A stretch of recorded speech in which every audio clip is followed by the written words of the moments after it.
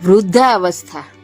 વૃદ્ધાવસ્થા એટલે ઘરમાં ગમે નહીં, બહાર જવાય નહીં, ભાવે એ ખવાય નહીં, ખાવા મળે એ ભાવે નહીં.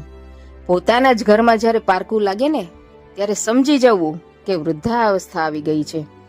ત્યારે આજે આપણે એવા જ પ્રતિજ્ઞા વૃદ્ધાશ્રમની વાત કરીએ, જ્યાં આપણા હીરસમા શ્રીમાન વિમલભાઈ પટેલ, તેમના બા અને દાદા જે ગૌલકવાસ થયેલા છે, તેમની પાછળ તે રોજનું 3 લીટર દૂધ પ્રતિજ્ઞા વૃદ્ધાશ્રમમાં આપે છે.